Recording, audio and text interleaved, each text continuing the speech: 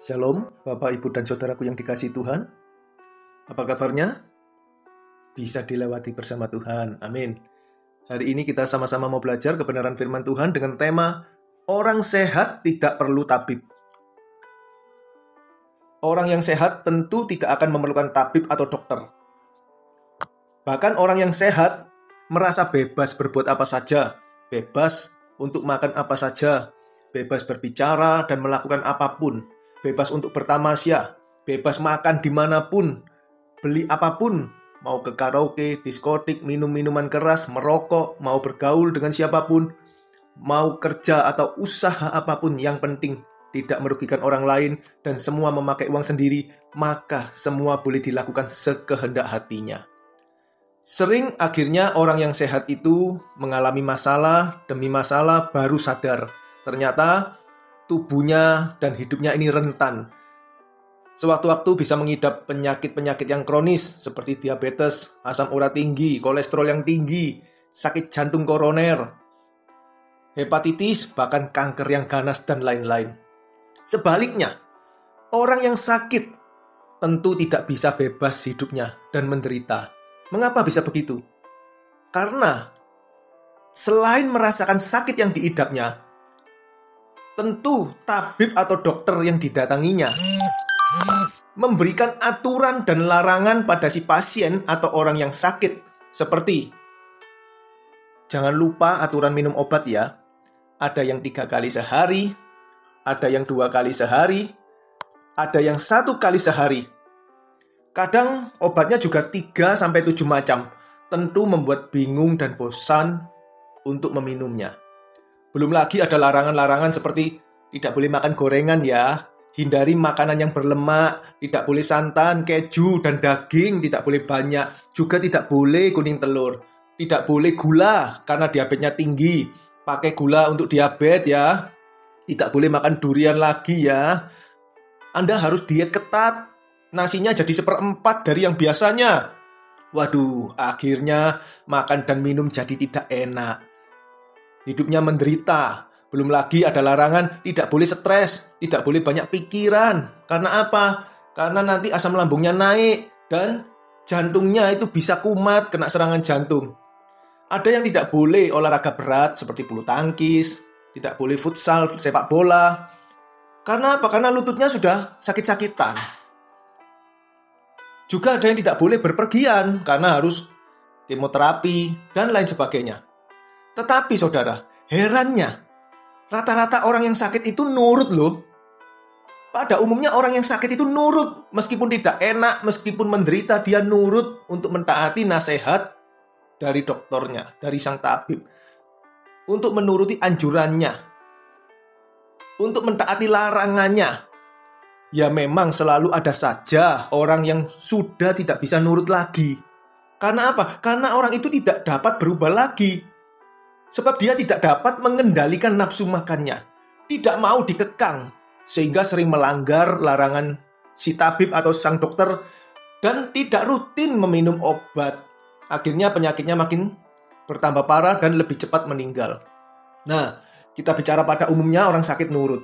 Mengapa banyak orang sakit yang nurut untuk melakukan apa yang dianjurkan dan juga mentaati segala larangan dari sang tabib atau dokter? Tentu karena sadar bahwa dirinya sedang sakit. Karena orang itu kepingin sembuh dan berhasrat kuat untuk sembuh. Dan ini dapat dibuktikan loh. Dibuktikan dari apa? Dari perbuatannya. Karena orang yang sadar dirinya sakit, maka dia akan memerlukan tabib yang jempolan. Dia merasa memerlukan dokter yang pandai supaya sakitnya dapat cepat disembuhkan. Karena itu biasanya orang yang sakit mencari-cari dan bertanya-tanya, mencari rekomendasi mana tabib atau dokter yang pintar, yang baik. Dan mendatanginya, kemudian rajin berobat pada si tabib itu atau si dokter itu. Rajin untuk kontrol, selalu rajin minum obat-obatan yang diberikan dan mentaati segala aturan dan larangan yang diberikan oleh dokter tersebut. Sebaliknya, banyak orang percaya yang merasa sudah sehat rohaninya, sudah menjadi orang benar, hanya karena dia rajin ke gereja, karena telah memberikan persembahan dan ikut pelayanan, Kemudian merasa bisa bebas hidupnya karena sudah menjadi orang benar. Karena merasa dia sehat rohaninya, maka dia bisa bebas melakukan apa saja untuk memuaskan keinginan dan hawa nafsunya. Tetapi banyak orang percaya yang tidak menyadari bahwa manusia rohaninya ini loh masih sakit. Tidak menyadari manusia batinianya masih sakit. Artinya apa? Banyak orang percaya yang tidak menyadari bahwa dirinya ini masih berdosa. Masih meleset dan jauh dari kehendak Tuhan. Karena itu Yesus berkata kepada orang-orang Farisi, saudara, orang-orang Farisi ini adalah orang-orang yang taat melakukan ibadahnya. Mereka yang taat selalu melakukan ritual dan seremonial keagamaan, melakukan kegiatan-kegiatan ibadah dengan rajin, doa 7 kali sehari, membawa korban-korban persembahan ke bait Allah, merayakan hari-hari raya, puasa, sibuk dengan yang halal dan haram, sibuk dengan sabat dan lain sebagainya. Kemudian merasa dirinya sudah benar dan tidak menyadari kalau masih berdosa di hadapan Allah. Sebenarnya orang-orang Farisi ini adalah juga gambaran dari banyak orang Kristen. Mari kita membaca dan memahami perkataan Tuhan Yesus yang berikut ini. Kita baca Matius pasal 9 ayat yang ke-12 sampai 13. Demikian bunyi firman Tuhan. Ayat 12-nya, Yesus mendengarnya, mendengar perkataan orang Farisi itu maksudnya dan kemudian Yesus berkata, bukan orang sehat yang memerlukan tabib, tetapi orang sakit. 13. Jadi pergilah dan pelajarilah arti firman ini. Yang ku kehendaki ialah belas kasihan dan bukan persembahan, karena aku datang bukan untuk memanggil orang benar, melainkan orang berdosa. Saudaraku, yang menjadi masalah adalah sadarkah setiap kita ini bahwa kita adalah orang berdosa? Kata dosa di situ memakai kata hamartia yang artinya meleset dari kehendak Tuhan. Ini berkaitan dengan sikap hati. Jadi sadarkah setiap kita ini adalah orang berdosa, orang yang hatinya masih meleset dari kehendak Tuhan? Kalau memang bicara penebusan, ketika kita bicara penebusan oleh darah Yesus Kristus, oleh salib, maka dosa atau perbuatan dosa yang dilakukan sudah ditebus oleh darah Yesus. Tetapi kodrat dosa atau sifat dosa masih melekat pada tubuh dan hidup kita, saudaraku. Karena itu setiap kita ini harus berjuang untuk menanggalkan kodrat dosa kita. Sifat dosa kita yang membuat kita cenderung melakukan hal-hal yang tidak diinginkan, tidak dikehendaki oleh Allah. Ini loh yang harus kita tanggalkan. Kita harus menanggalkan kodrat dosa supaya kita bisa mengenakan kodrat ilahi atau sifat dan karakter Allah. Apa itu kodrat ilahi yang dimaksud dengan kodrat ilahi? Yaitu kasih. Supaya kita dapat mengenakan kodrat ilahi atau kasih Allah itu, supaya kita dapat mengenakannya. Makanya Yesus berkata, yang ku kehendaki adalah belas kasihan dan bukan persembahan. Artinya Tuhan tidak menghendaki persembahan kita, saudaraku. Tetapi jika kita memiliki belas kasihan, tentu kita akan sungguh-sungguh belajar mengasihi Allah. Maka kita akan menyadari bahwa kita ini orang berdosa.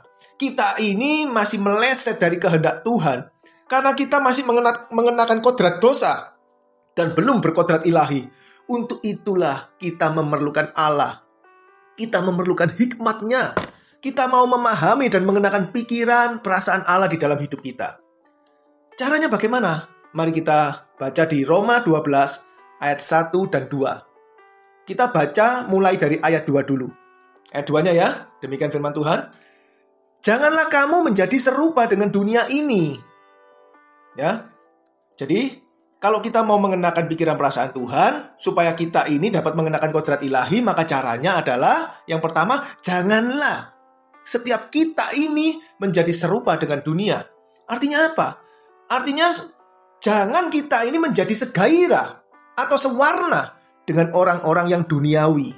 Yaitu orang-orang yang mau berbuat sesuka hatinya sendiri.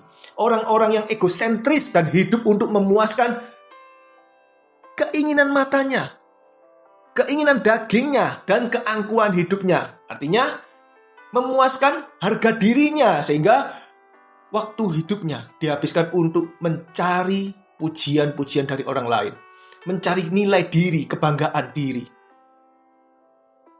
Janganlah kita menjadi orang-orang yang memiliki gairah seperti itu.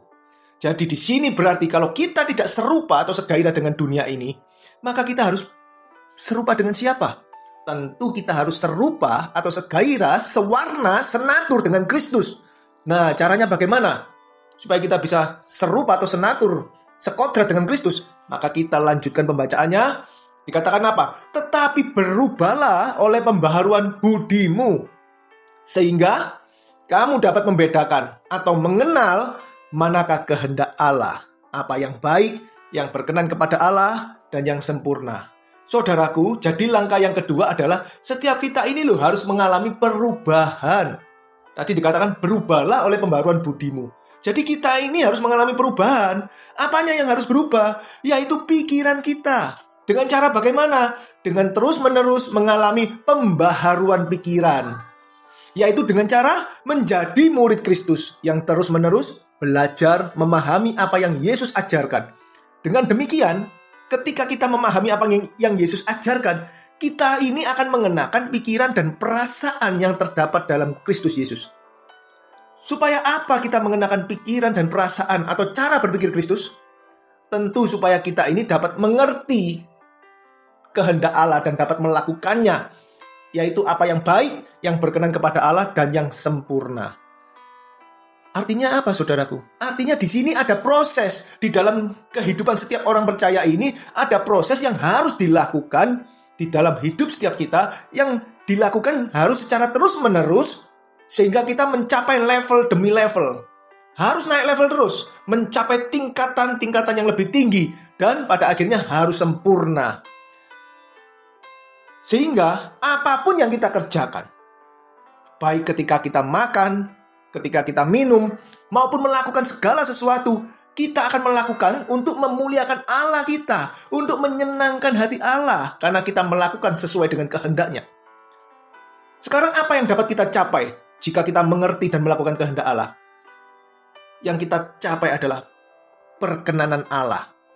Jadi, perkenanan Allah ini akan kita capai, kita dapat ketika kita mempersembahkan tubuh kita sebagai persembahan yang hidup, yang kudus, dan yang berkenan kepada Allah. Sebab itu adalah ibadah kita yang sejati. Dalam kalimat aslinya dikatakan, sebab itu adalah pelayanan. Ya, kata ibadah di situ artinya pelayanan atau pengabdian kita yang sejati, artinya yang dapat diterima oleh Allah. Ya, karena bunyinya di ayat 1 dikatakan, persembahkanlah tubuhmu sebagai persembahan yang hidup, yang kudus, dan yang berkenan kepada Allah. Sebab itu adalah ibadahmu yang sejati. Itu bunyi dari Roma pasal 12 ayat yang pertama. Oleh sebab itu, biarlah setiap kita ini mau jujur, saudaraku. Ayo kita jujur, kita koreksi diri kita. Supaya kita menyadari bahwa kita ini adalah orang berdosa. Orang yang hatinya masih meleset dari kehendak Allah. Sehingga kita mau sungguh-sungguh dan bersegera untuk datang mencari tabib yang ajaib itu. Untuk mencari dokter di atas segala dokter. Dan kita mau belajar, mengikuti dan melakukan apa yang dianjurkannya. Apa yang menjadi larangannya untuk kita kenakan di dalam hidup ini. Sehingga kita menjadi sembuh, menjadi berkenan kepada Allah. Kita melihat contoh ya, orang Farisi dan pemungut cukai. Lukas pasal 18 ayat 9 sampai 10. Ya, ini Yesus memberikan perumpamaan ya tentang orang Farisi dan pemungut cukai. Ayo kita baca ayat 9-nya. Dan kepada beberapa orang yang menganggap dirinya benar, ya, kepada beberapa orang yang menganggap dirinya benar dan memandang rendah semua orang lain, Yesus mengatakan perumpamaan ini. Ayat 10-nya. Ada dua orang pergi ke bait Allah untuk berdoa. Yang seorang adalah Farisi dan yang lain adalah pemungut cukai. Ayat 11-nya, orang Farisi itu berdiri dan berdoa dalam hatinya begini. Ya Allah, aku mau mengucap syukur kepadamu karena aku tidak sama seperti semua orang lain. Aku bukan perampok, bukan orang lalim, bukan pezina, dan bukan juga seperti pemungut cukai ini. Ayat 12-nya, aku berpuasa 2 kali seminggu. Aku memberikan 1/10 dari segala penghasilanku. 13. Tetapi Kita lihat nih sekarang pemungut cukai. Pemungut cukai itu berdiri jauh-jauh. Artinya dia menyendiri. Bahkan ia tidak berani menengadah ke langit, melainkan ia memukul diri dan berkata, "Ya Allah, kasihanilah aku orang berdosa ini." Ya, itu artinya pemungut cukai ini menyesali dosanya. Dia menyadari bahwa dia ini orang berdosa dan dia menyesali dosanya. Dia ini mau sembuh. Dia menyesali kemelesetannya dan dia mau sembuh. Karena itu dia berkata, "Kasihanilah aku orang berdosa ini." Artinya tolonglah aku. Berilah aku ini hikmat supaya aku ini tidak berdosa lagi. Supaya aku tidak meleset lagi dan aku dapat melakukan kehendak-Mu. Maka ayat 14-nya ini perkataan Yesus. "Aku berkata kepadamu, orang ini atau pemungut cukai ini pulang ke rumahnya sebagai orang yang dibenarkan Allah. Sedangkan orang lain itu, artinya orang Farisi yang tadi, tidak dibenarkan. Karena apa? Karena atau sebab barang siapa meninggikan diri, ia akan direndahkan. Dan barang siapa yang merendahkan diri, ia akan ditinggikan." Saudara, saya mengajak setiap kita untuk merendahkan diri di hadapan Allah. Sebab Allah itu menyelidiki hati dan menguji batin setiap orang. Kita mau menyadari keadaan kita yang masih berdosa, yang masih sakit rohaninya, masih meleset dari kehendak Allah. Kita mau berubah, saudaraku, selagi Tuhan itu memberi kesempatan pada setiap kita. Ada amin? Amin ya, amin. Jangan sampai terlambat. Merasa dirinya benar, merasa, ya aku orang benar, aku tidak sakit, aku sehat. Jadi mau berbuat sesuka hatinya. Coba kita lihat contoh di Lukas pasal 16 yang dimulai dari ayat 19. Nanti saudara baca sendiri sampai habis. Ini kisah orang kaya dan Lazarus. Orang kaya dan pengemis yang bernama Lazarus. Di mana orang kaya itu ketika mati baru menyadari dirinya berada dan tersiksa di alam maut. Sehingga ketika melihat Lazarus yang berada di pangkuan Abraham, orang kaya itu meminta kepada Bapak Abraham supaya memerintahkan Lazarus untuk mencelupkan ujung jarinya ke dalam air. Ya, supaya Lazarus ini mencelupkan ujung jarinya ke dalam air dan menyejukkan lidahnya. Karena apa? Karena dia tersiksa dalam panas api yang sangat menyakitkan. Saudaraku, tetes air di sini bukan bicara tentang air mineral, tetapi ini berbicara tentang air kehidupan, yaitu Tuhan Yesus sendiri yang berkata, "Akulah air hidup itu. Barang siapa minum dari air yang kuberikan, ia tidak akan haus selama-lamanya." Tetapi orang kaya itu sudah terlambat, karena semasa hidupnya orang kaya itu hanya kaya bagi dirinya sendiri, di mana orang kaya itu sibuk dengan dirinya sendiri, dan tiap hari bersukaria mencari kesenangan bagi dirinya sendiri tanpa menyadari bahwa dirinya adalah orang berdosa. Bahwa dirinya masih sakit, orang yang sakit rohani, yang memerlukan tabib di atas segala tabib, memerlukan Tuhan, memerlukan Allah. Karena dia masih meleset dan tidak melakukan kehendak Allah. Jadi dia tidak pernah berobat, tidak pernah mau menjadi sembuh ketika dia hidup. Dan pada akhirnya ketika di alam maut baru menyadari dan baru membutuhkan air hidup itu, yaitu Tuhan. Sudah terlambat. Jadi pada akhirnya orang kaya itu pasrah menerima hukumannya. Tetapi saudara, di dalam dunia orang mati itu kesadaran semua orang, setiap orang, kesadarannya itu semakin lengkap. Dan orang kaya itu sadar, dia teringat kepada kelima saudaranya yang masih hidup. Yang tentu memiliki gairah, memiliki natur, kodrat yang sama dengan dia. Dan kemudian dia meminta kepada Bapak Abraham supaya mengutus Lazarus untuk memperingatkan mereka, memperingatkan 5 orang saudaranya. Dan apa jawab Abraham kepada orang kaya itu? Ayo kita membacanya di Lukas pasal 16 ayat 29 sampai ayat 29 dan 31. Ayat 29 berbunyi, "Tetapi kata Abraham, ada pada mereka, pada 5 orang saudaramu, kesaksian Musa dan para nabi. Baiklah mereka mendengarkan kesaksian itu." 31. Kata Abraham kepadanya, "Jika mereka atau kelima saudaramu tidak mendengarkan kesaksian Musa dan para nabi, mereka tidak juga akan mau diyakinkan, sekalipun oleh seorang yang bangkit dari antara orang mati." Saudaraku, pada zaman Yesus, ketika Yesus hidup, dia mengajar. Alkitab yang ada hanyalah perjanjian lama, yang di dalamnya berisi kesaksian Musa, ini bicara tentang hukum Taurat, dan kesaksian para nabi, yaitu kitab para nabi. Jadi Yesus berkata, jika semasa orang percaya hidup tidak mau sungguh-sungguh belajar untuk mengenal Allah, dengan belajar mendengar dan memahami Alkitab yang berisi kesaksian Musa dan kesaksian para nabi, maka orang tersebut tentu tidak akan memahami cara berpikir Allah. Orang itu tidak akan mengenal Allah dengan benar, sehingga dia tidak akan melakukan kehendaknya. Dan orang tersebut akan mati dalam keadaan dirinya yang masih sakit, yang masih berdosa. Jadi saudara, hidup kekal itu adalah tanggung jawab dari masing-masing orang percaya. Artinya, kalau kita mau memiliki hidup kekal itu, maka tanggung jawab itu ada pada diri kita masing-masing. Berarti masing-masing kita harus menyadari keadaan diri kita sendiri yang masih berdosa, yang masih sakit rohaninya. Dan kita harus mau mencari tabib yang ajaib itu. Kita harus sungguh-sungguh mencari Tuhan dan mendengarkan dan mentaati segala anjuran dan perintahnya. Dan hari ini saudara, Alkitab yang kita miliki ini lengkap loh, di mana ada perjanjian lama dan perjanjian baru.